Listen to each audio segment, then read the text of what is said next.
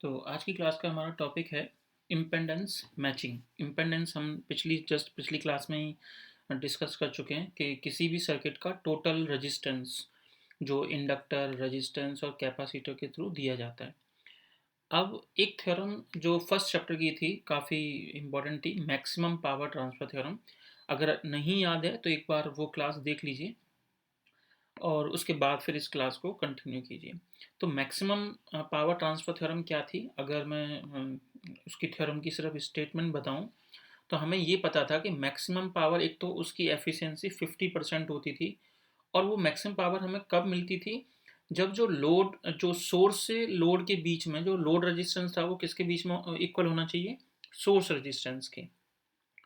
तो जब ये कंडीशन हो जाएगी तब जाके हमें मैक्सिमम पावर मिलेगी। यानी कि अगर मैं लोड रेजिस्टेंस, जैसे ये कोई भी सर्किट था हमारा पहले, ये आपका सोर्स रेजिस्टेंस है सपोज, और यहाँ पे लोड रेजिस्टेंस है जिसको हम रियोस्टेट ऐसे करके मैच करके देखते थे। तो इसमें मैक्सिमम पावर कब मिलेगी? जब आपका ये सोर्स रेजिस्टेंस, वैसे तो मैंने बताया था यहाँ जो भी बैटरी है उसका एक इंटरनल रेजिस्टेंस होता है, उसको आप सोर्स रेजिस्टेंस मान लो या सीरीज में कोई एक अलग से रेजिस्टेंस जोड़ दो।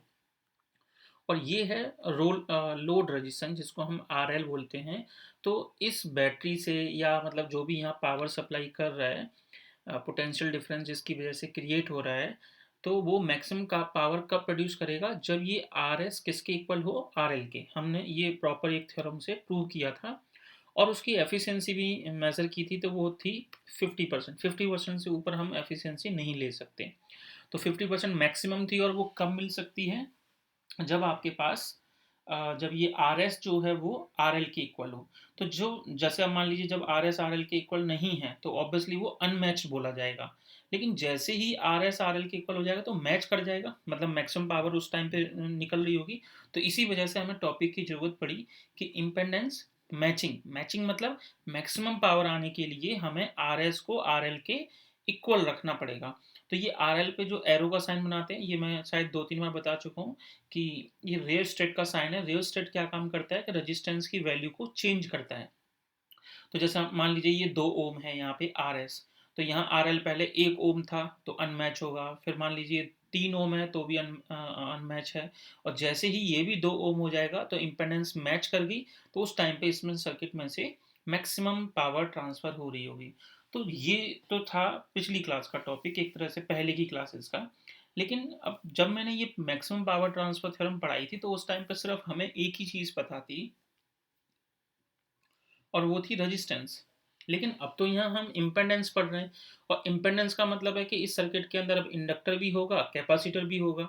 तो उस केस में मैक्सिमम पावर ट्रांसफर थ्योरम कैसे काम करेगी? तो हम क्या करेंगे, वहाँ रेजिस्टेंस होता था वहाँ पहले की मतलब सिंपल सर्किट में, और अब क्या है, कॉम्प्लेक्स सर्किट होगा।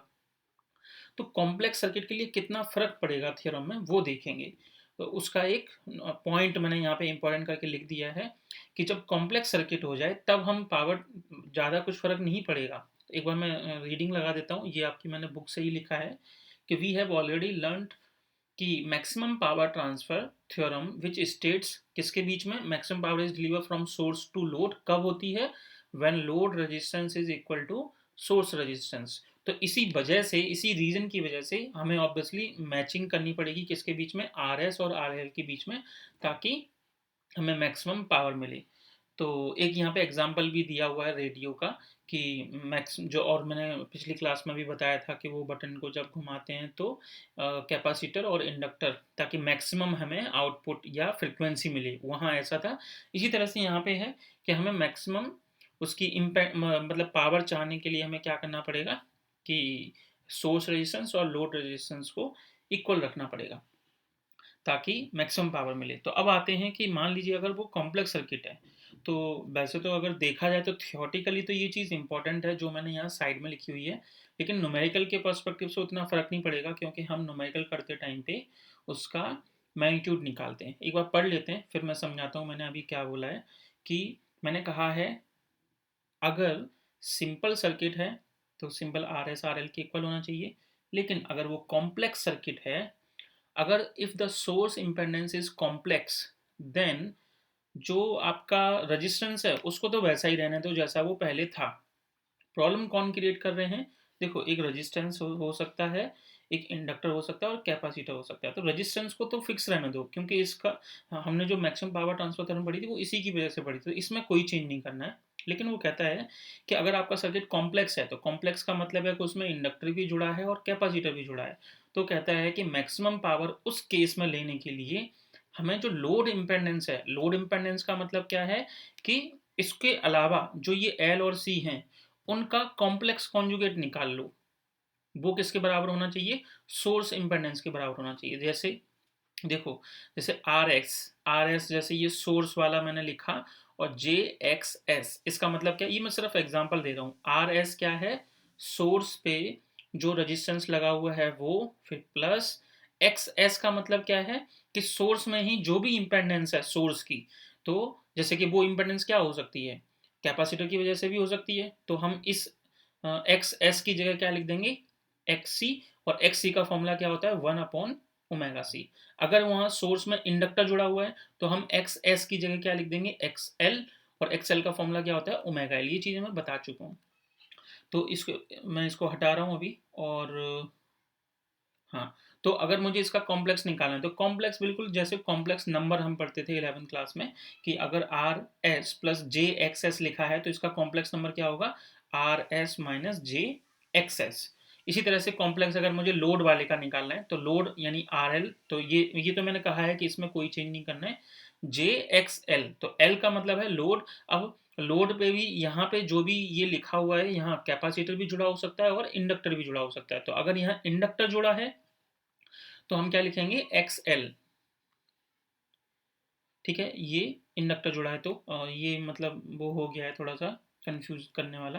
वैसे यहाँ जो एल लिखा है उसका मतलब लोड है। और अलग से मैं बता रहा हूँ कि अगर आपके इस जगह पे कैपेसिटर जुड़ा हो तो इसका नाम हो जाएगा एक्स सी, और अगर इंडक्टर जुड़ा हो तो एक्स एल, क्योंकि हम इंडक्टर को एक्स एल से ही दिखाते हैं, और एक्स एल भी थोड़ा सा लोड से ही दिखाते हैं, इसलिए कंफ्यूज मत होना।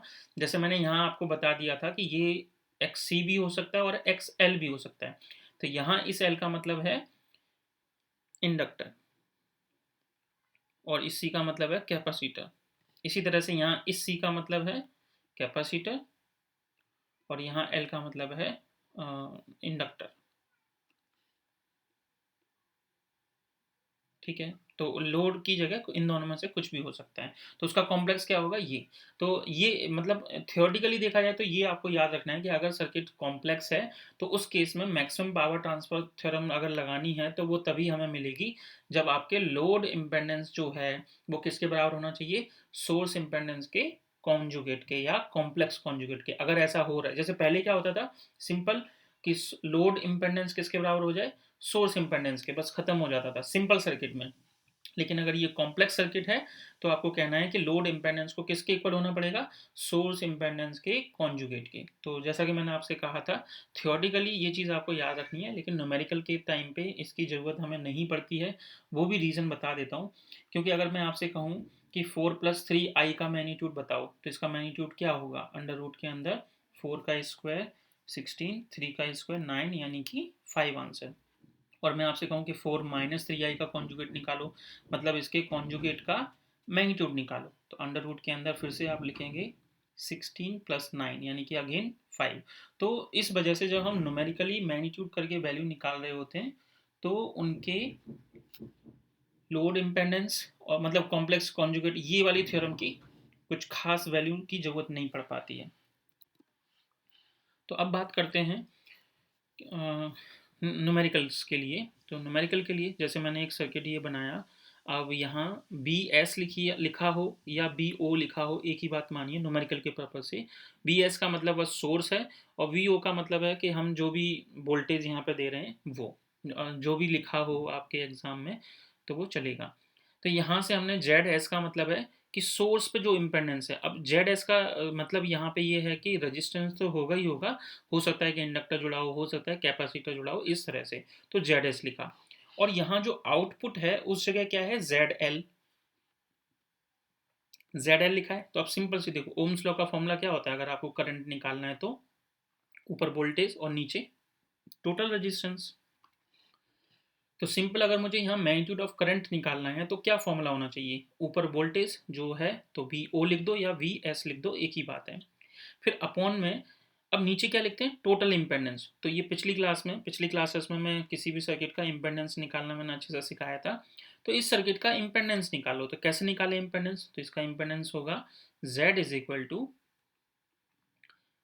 पहले यहाँ कितना रेजिस्टेंस है, RS प्लस JXS। फिर यहाँ कितना है, क्योंकि ये जो भी करंट यहाँ से जाएगा वो ऐसे घूमते हुए वापस आ जाएगा, तो ये दोनों सीरीज में माने जाएंगे। तो इस वाले का अगर इम्पेडेंस है RS प्लस JXS, तो ऐसे लोड का कितना है, RL प्लस JXL। तो इसको मैं कंबाइन करके क्या लिख सकता हूँ, RS plus RL plus JXL plus XS. अब अगर मुझे, क्योंकि हम तो मैग्नीट्यूड निकाल रहे हैं, तो मैग्नीट्यूड के फॉर्मूले में क्या, ऊपर भी मैग्नीट्यूड लिखना पड़ेगा और नीचे भी मैग्नीट्यूड। तो अब इस Z का मैग्नीट्यूड क्या होगा, तो देखो ये एक तरह से ये रियल पार्ट है और ये इमेजिनरी पार्ट है। तो ये बहुत क्लासेस में मैं, मतलब पहली क्लासेस में बता चुका हूँ कि इनका मैग्नीट्यूड कैसे निकालते हैं। जो रियल पार्ट है उसका स्क्वायर प्लस यहाँ जो भी J के साथ में है उसका स्क्वायर। तो इस तरह से हम मैग्नीट्यूड ऑफ करंट आराम से निकाल सकते हैं। आई इज इक्वल टू जो भी वोल्टेज दिया है वो, और जो भी यहाँ इम्पेडेंस है उनके स्क्वायर। तो ये मैंने मैग्नीट्यूड की फॉर्म में लिखा है। अगर आप अपनी बुक से पढ़ रहे हैं तो हो सकता है वहाँ कुछ और लिखा हो, तो कंफ्यूज होने की जरूरत नहीं है। न्यूमेरिकल हमारे आंसर हमेशा मैच करेंगे। ठीक है, अब देखते हैं पावर निकालना हो तो फिर से 10th क्लास में फॉर्मूला था पावर का, सबसे basic formula P is equal to V I. अब V की जगह हम पुट कर सकते हैं आई आर, और एक आई ये पहले से है, तो आंसर क्या बन गया, आई स्क्वायर आर। तो सेम ही है, power deliver to the load, कि लोड पे अगर मुझे पावर निकालनी है तो क्या होगा फॉर्मूला, आई का स्क्वायर, मतलब जो उस रेजिस्टेंस में या लोड में जो करंट फ्लो हो रहा है उसका स्क्वायर, और जो रेजिस्टेंस पे हम निकाल रहे हैं, अगर हम आर एल पे मतलब लोड पे निकालना है तो ऑब्वियसली यहाँ आर एल। तो अब आई की वैल्यू हमने यहाँ निकाल ली है, वो यहाँ पुट कर दो, उसका स्क्वायर इंटू आर एल। तो ये आपके न्यूमेरिकल में बस ये दो फॉर्मूले काम आने वाले हैं। मैंने शायद इस तरह से यहाँ पे आपको फॉर्मूले पढ़ाए हैं कि आपको रटने ना पड़े। जो बेसिक फॉर्मूले थे 10th क्लास में, I is equal to B upon R, और जो यहाँ की बीएससी के हिसाब से नॉलेज चाहिए, तो बहुत देर नहीं लगेगी। अगर बाई चांस कोई फॉर्मूला आप भूल जाते हैं, तो कुछ तो होते हैं क्या कॉम्प्लिकेटेड, मैं मानता हूँ, लेकिन मोस्टली फॉर्मूले इस चैप्टर में ऐसे हैं जो थोड़ा सा आप ध्यान लगा के पढ़ेंगे तो उनको रटने की कोशिश, मतलब ज़रूरत नहीं पड़ेगी। अब जैसे आप इसको रटने बैठोगे तो हो सकता है गलती हो जाए, लेकिन समझ के देखोगे तो बहुत ईजी है फॉर्मूला, कि I is equal to V upon R होता है, आर का मतलब रजिस्टेंस, और यहाँ पे क्योंकि कॉम्प्लेक्स सर्किट पढ़ रहे हैं तो पूरे सर्किट का रेजिस्टेंस निकाल लो, इम्पेडेंस निकाल लो, तो ये इम्पेडेंस निकाल ली। फिर क्योंकि हम यहाँ मैग्नीट्यूड के बारे में डिस्कस कर रहे हैं, तो इसका मैग्नीट्यूड का स्क्वायर अंडर रूट के अंदर होता है और प्लस ये, तो ये फॉर्मूला बन गया। सिमिलरली पावर का फॉर्मूला बनाना है तो P की वैल्यू क्या होती है, आई स्क्वायर आर, तो ये वैल्यू यहाँ पुट कर दो, ये फॉर्मूला बन गया। तो रटने की कोई ज़रूरत नहीं है। चलिए अब आगे बढ़ते हैं, अब न्यूमेरिकली करते हैं सीधा इसी टॉपिक, इम्पेडेंस मैचिंग के ऊपर अगर क्वेश्चन आता है तो कैसा आता है। जैसे कि ये क्वेश्चन है, क्वेश्चन ये है कि फिगर के थ्रू देखिए यहाँ पे 50, अब देखो कुछ जो चीज़ें हैं वो भी मैं स्पेसिफाई कर देता हूँ, अलग अलग बुक्स में अलग अलग तरीके से लिखते हैं।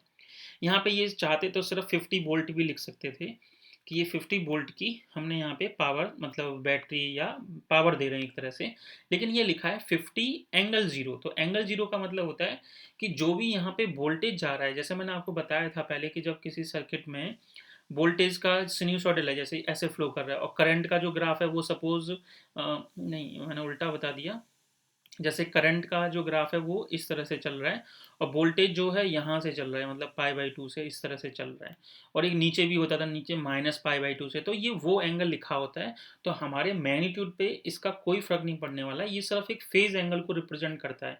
तो फेज एंगल को, तो एंगल का मतलब डायरेक्शन को रिप्रेजेंट कर रहा है, कि अगर हम इसको ड्रॉ करेंगे तो कैसा फर्क पड़ेगा।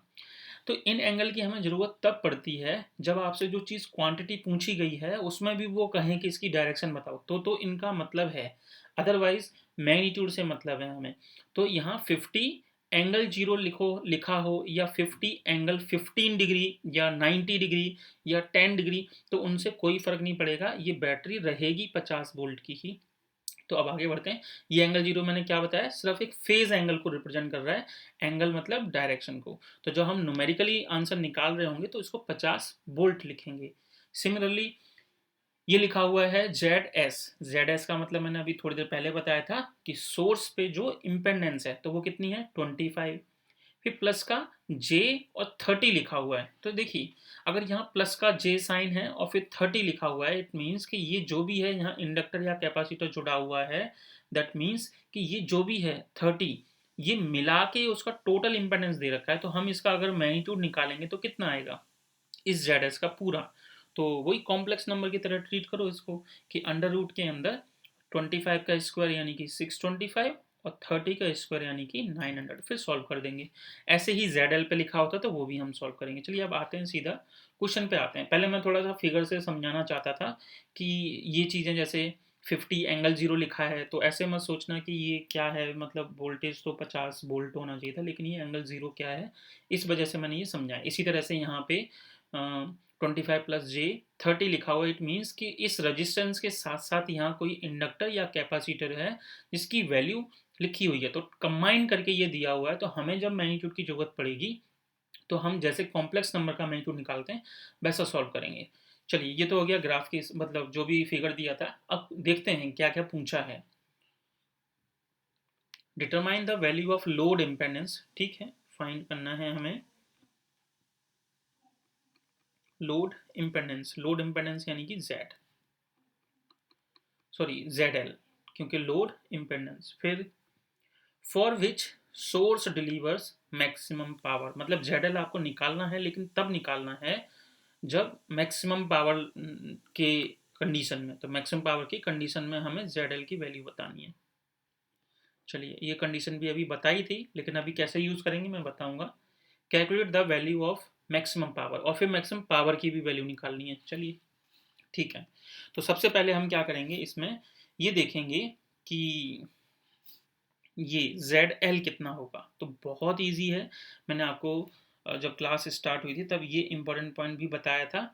तो क्या था कि कोई भी सोर्स इम्पेडेंस मतलब कॉम्प्लेक्स सर्किट है तो मैक्सिमम पावर के लिए क्या होना चाहिए, लोड इम्पेडेंस किसके इक्वल होना चाहिए, कॉम्प्लेक्स कॉन्जुगेट के, मतलब सोर्स इम्पेडेंस के कॉम्प्लेक्स कॉन्जुगेट के बराबर। इसका मतलब ये हुआ, तो मैं यहाँ लिख देता हूँ कि to get maximum power transform क्या होना चाहिए उस लॉजिक से जो मैंने आपको लिख के बताया था कि जो आपका लोड रेजिस्टेंस है जो कि हमें फाइंड आउट करना है वो किसके इक्वल होना चाहिए, जो सोर्स रेजिस्टेंस है उसके कॉन्जुगेट के। अगर आपने पढ़ाई की है तो 11वीं क्लास में कॉन्जुगेट को अलग अलग बुक्स में वही बात आ जाती है बार बार, जेड एस के कॉम्प्लेक्स ऐसे हम लिखते थे कॉन्जुगेट करके, या फिर कुछ बुक्स में जेड एस बार करके भी लिखते हैं और कुछ जगहों पे जेड एस स्टार मार्क करके भी लिखते हैं। तो अगर एनसीईआरटी के हिसाब से देखा जाए तो वो लोग जो कॉन्जुगेट नंबर होता था उसको जेड एस बार से रिप्रेजेंट करते थे। तो अब यहाँ पे कोई भी सिंबल से रिप्रेजेंट करो कोई प्रॉब्लम नहीं है। तो मैक्सिमम पावर ट्रांसफॉर्म के लिए क्या लॉजिक था कि जो भी लोड इम्पेडेंस है वो सोर्स इम्पेडेंस के कॉम्प्लेक्स कॉन्जुगेट के बराबर होगा, यानी कि जेड एल को किसके इक्वल होना पड़ेगा, जेड एस स्टार या बार। चलिए मैं बार लगा देता हूँ क्योंकि 11th एनसीईआरटी में इसी तरह से पढ़ाया जाता है। आगे देखते हैं, तो जेड एल हमें फाइंड आउट करना है। अब जेड एस की वैल्यू कितनी है, 25 प्लस जे 30 ये, लेकिन इसका हमें क्या निकालना है, कॉन्जुगेट। तो जेड एल इक्वल टू कितना आ जाएगा, 25 माइनस कॉन्जुगेट का मतलब क्या होता है उसका साइन चेंज कर दो, जो भी ये जे के साथ में है तो जे साइन मतलब जे 30। अब इसका अगर वैल्यू एग्जैक्ट बताना है तो मैग्नीट्यूड के साथ में, जैसे ये जेड एल तो एक तरह से उस फॉर्म में आ गया ना, वेक्टर फॉर्म में रिप्रेजेंट करेंगे तो डायरेक्शन वगैरह के हिसाब से। तो अगर इसका मैग्नीट्यूड निकालना हो तो जैसे मैंने आपको सिखाया है, अंडर रूट के अंदर 625 यानी कि 25 का स्क्वायर प्लस 30 का स्क्वायर यानी कि 900। तो इसको सॉल्व कर लेंगे, जो भी आंसर आएगा वो यहाँ आप लिख सकते हैं। मैं एक बार सॉल्व कर ही लेता हूँ। अंडर रूट के अंदर दिया हुआ है हमें 900 प्लस 625, तो ये आंसर आएगा 5√61 और जिसकी वैल्यू है 39.05। हालांकि ये पूछा नहीं था, हाँ नहीं नहीं पूछा है 051 ओम लिख दीजिए। तो हो सकता है बुक में, आपकी जो बुक है उन्होंने शायद यहाँ पे इसको क्वेश्चन को छोड़ दिया है, लेकिन आप मैग्नीट्यूड भी लिख दिया कीजिए, कोई प्रॉब्लम नहीं है। तो पहले पार्ट में यही पूछा गया था कि ZL बताइए जब मैक्सिमम पावर ट्रांसफर हो, तो ये आपका ZL आ चुका है और ये मैंने मैग्नीट्यूड भी निकाल के दे दिया है। अब बात करते हैं कि इसी कंडीशन में P बताओ। अब मैंने थोड़ी देर पहले ही बताया है कि P का फॉर्मूला क्या है, पावर का फॉर्मूला, कि जो भी करंट फ्लो हो रहा है उसका स्क्वायर इनटू में, क्योंकि लोड रेजिस्टेंस पर डिस्कस करें तो RL या ZL लिख सकते हो, RL की जगह ZL, मतलब आउटपुट पे जो इम्पेडेंस है ये वाला। तो ZL तो अभी भी हमने निकाल लिया। अब हमें क्या चाहिए, करंट। तो करंट कैसे निकाल सकते हैं वो देखते हैं। तो करंट के लिए भी फॉर्मूला बताया था मैंने, हाँ ये रहा करंट के लिए फॉर्मूला कि I is equal to V naught. तो मैं यहाँ लिख लेता हूँ क्या फॉर्मूला था कि I is equal to V naught divided by under root के अंदर R S plus R L का होल स्क्वायर। या तो आप उसको मानिए फॉर्मूले को, या फिर जैसा मैंने बताया था कि ऊपर क्या लिखते हैं हम, वी नॉट यानी कि जो वोल्टेज है, और डिनोमीटर में क्या लिखते हैं, टोटल रेजिस्टेंस। तो यहाँ टोटल रेजिस्टेंस देखो कितना है, 25 प्लस J30। तो मैं इसको आ, उसी में लिख देता हूँ 25, नहीं नहीं ये देखिए ये रहा ZL का मैग्नीट्यूड, और ZS का भी निकाल ही लेते हैं क्योंकि ये हमारा सोर्स है। तो ZS की वैल्यू क्या गिवन है, 25 प्लस J30। तो इसका मैग्नीट्यूड क्या होगा, थोड़ी देर पहले भी बताया था मैंने कि चाहे 4+3i हो, मैंने यहाँ लिख के बताया था 4+3i हो उसका भी उतना ही मैग्नीट्यूड होगा, और 4-3i है उसका भी उतना ही मैग्नीट्यूड होगा। तो यहाँ अंडर रूट के अंदर कितना आएगा, 625 प्लस 900, और ये वही है जो ये था 625 प्लस 900। तो मैं डायरेक्ट लिख दे रहा हूँ 5√61। तो मैं यहाँ पे जो एक्चुअल फॉर्मूला था वो ना लगा के सिंपल 10th क्लास की तरह कर रहा हूँ कि करंट हमें निकालना है सर्किट में से। तो वोल्टेज मैंने ऊपर लिखा और नीचे क्या है, टोटल रेजिस्टेंस। तो टोटल रेजिस्टेंस कितना होगा वो देख लेते हैं। तो यहाँ मैंने लिखा अंडर रूट के अंदर, एक चीज़ और कर लेते हैं सिंपल सा, चलो वो फॉर्मूला से ही करते हैं, छोड़ो कंफ्यूज हो जाओगे। Are S plus R L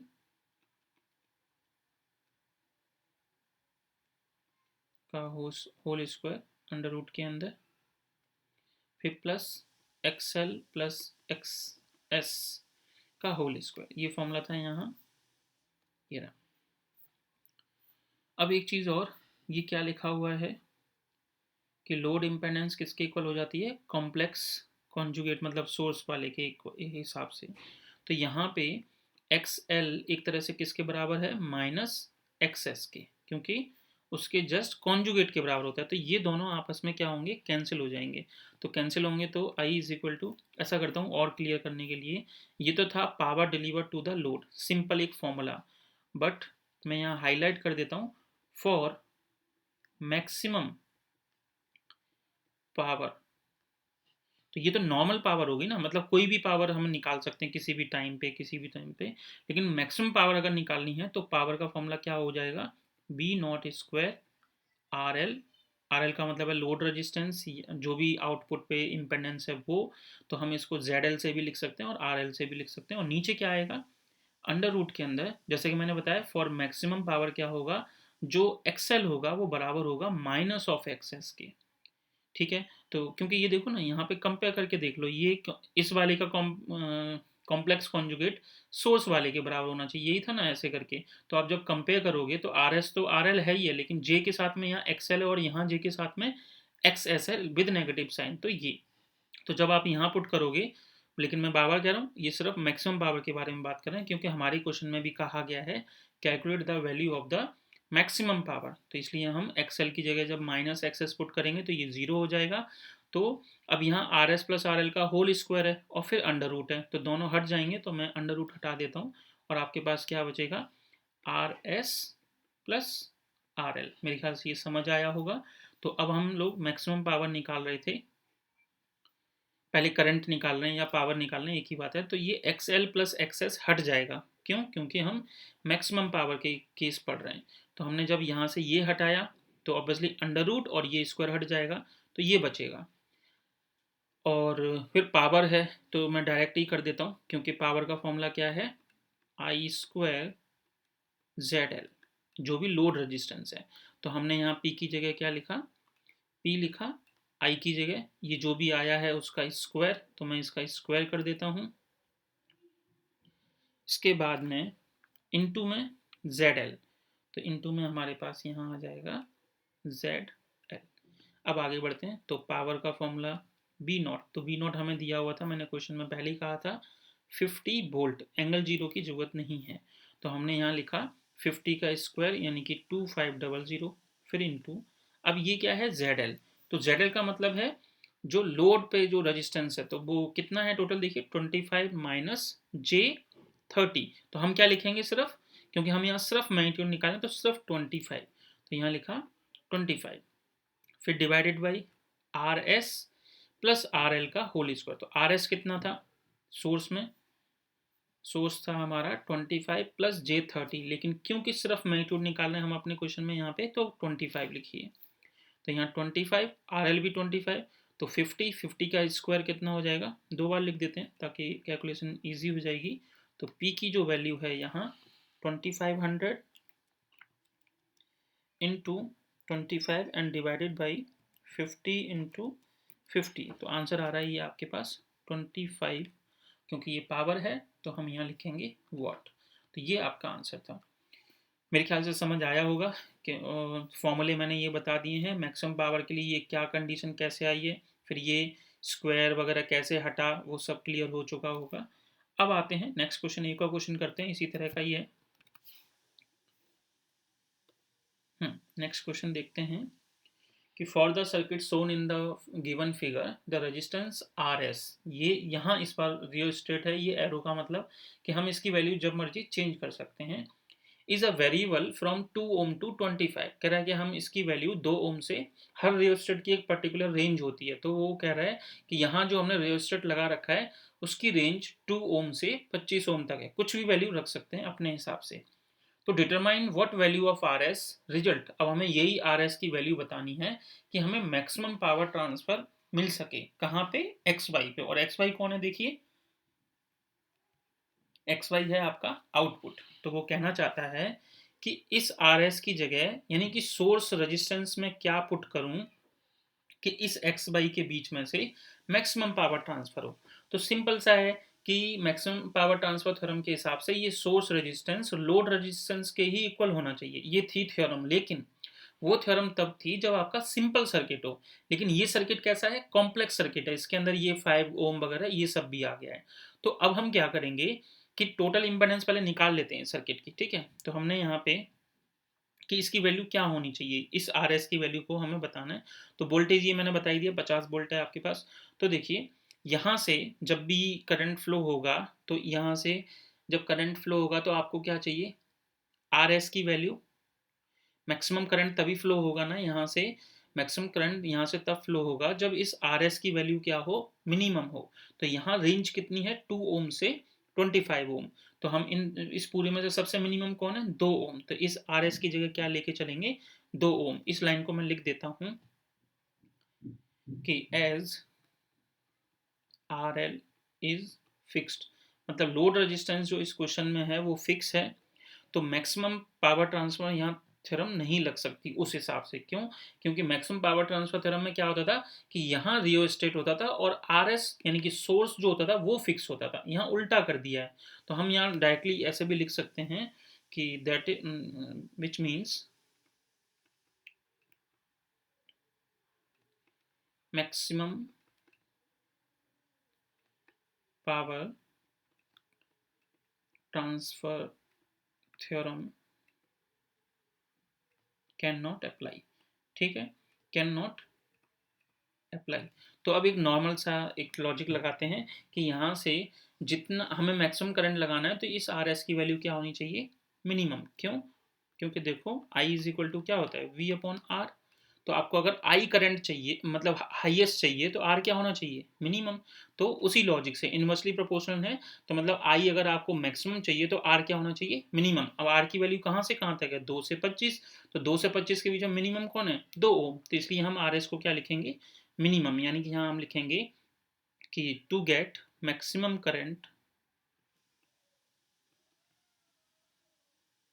to get maximum current, RS should be minimum.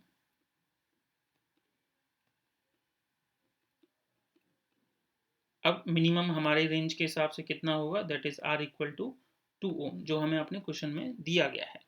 तो अब मैं अगर पूरे सर्किट की इम्पेडेंस निकालूं तो क्या होगा, देखो ये RS है, तो पहले मैंने RS लिखा, फिर कौन मिला आगे, माइनस का J5 ओमेगा, यानी कि माइनस का J5 लिख सकता हूँ, फिर आगे RL। तो आपके पूरे सर्किट का जो इम्पेडेंस है वो ये है। तो अब वैल्यू निकालिए, RS की वैल्यू कितनी मानी है हमने, 2, फिर J5, फिर RL हमें क्वेश्चन में गिवन है 20, सॉल्व कीजिए, तो ये आ गया 22 माइनस का J5, तो ये आ गई आपकी पूरे सर्किट की इम्पेडेंस। लेकिन क्योंकि ये थोड़ा सा उस फॉर्म में लिखी हुई है, तो इसको अगर हम नॉर्मल मैग्नीट्यूड की फॉर्म में लिखेंगे तो मैग्नीट्यूड ऑफ जेड कैसे कितना होगा, अंडर रूट के अंदर 22 का स्क्वायर प्लस जो 5 है उसका स्क्वायर, यानी कि 25। तो इसको सॉल्व कर लेते हैं एक बार, कि अंडर रूट के अंदर 22 का स्क्वायर प्लस 25, तो ये होगा 22.56 ओम। आगे बढ़ते हैं। अब हमें क्या पूछा गया था, एक बार मैं भूल गया क्वेश्चन में क्या पूछा गया है, कि मैक्सिमम पावर ट्रांसफर होने के लिए RS की क्या वैल्यू होगी। ठीक है, तो अभी तो हमने पूरा सर्किट का क्या निकाला हुआ है, Z की वैल्यू। तो देखते हैं ये आ गई। तो वैसे आंसर हमारा आ चुका है, अगर इस क्वेश्चन के हिसाब से देखा जाए तो इन्होंने सिर्फ ये पूछा था कि RS की क्या वैल्यू होनी चाहिए, तो हमारा आंसर यहीं ख़त्म हो चुका है। जो मैं ये हाईलाइट कर रहा हूँ, ये रेड पेन वाला जो लिखा हुआ है, बस हमारा आंसर यहीं ख़त्म हो गया है। लेकिन इसमें आपकी इग्नू की बुक में उन्होंने वो पावर भी बताई है कि पावर होगी कितनी, जो भी मैक्सिमम पावर यहाँ मिल रही है वो कितनी होगी। तो हम भी निकाल के देख लेते हैं, क्योंकि वो भी ईजी है। तो पावर निकालने के लिए सबसे पहले हम करंट निकालेंगे। तो करंट का फॉर्मूला क्या होता है, करंट का फॉर्मूला है कि टोटल वोल्टेज, तो वो कितना है 50, तो यहाँ 50 लिखा, और अपॉन में पूरे सर्किट की इम्पेडेंस, तो पूरे सर्किट की इम्पेडेंस कितनी है 22.56। तो इस तरह से हमने करंट निकाल लिया। अब 50 में डिवाइड कर देते हैं 22.56 का, तो जो वैल्यू हमें मिल रही है वो है 2.21 एम्पियर। तो अब हमें पावर निकालनी है, तो पावर का फॉर्मूला बेसिक कि आई नॉट वो आई स्क्वायर और इनटू में लोड रेजिस्टेंस, जहाँ पे हम निकालना चाहें, तो लोड रेजिस्टेंस कितना है RL। तो आई की वैल्यू आ गई है 2.21 का स्क्वायर, और लोड रेजिस्टेंस हमें क्वेश्चन में गिवन है 20। तो इसको सॉल्व करेंगे तो मैं डायरेक्ट लिख रहा हूँ 98.6 वाट। तो ये आपका आंसर है। देखिए इस क्वेश्चन में सिर्फ इतना ही पूछा गया था, अगर हम इस क्वेश्चन की माने तो, कि RS की क्या वैल्यू होगी कि मैक्सिमम पावर मिले। तो मैंने जैसे कि बताया कि आपका ये रेड वाले में आंसर खत्म हो चुका है। लेकिन अगर वो पूछ लेता है कि वो पावर भी बताइए कि क्या होगी, तो उसके लिए हमने पहले करंट निकाला और फिर पावर का फॉर्मूला लगा दिया। तो ये आज की क्लास में इतना ही टॉपिक है। नेक्स्ट क्लास में हम लोग आगे के टॉपिक देखेंगे, टी नेटवर्क वगैरह, और उसके फिर क्वेश्चंस। इन क्वेश्चंस को ट्राई कीजिए, बहुत इजी इजी हैं वैसे तो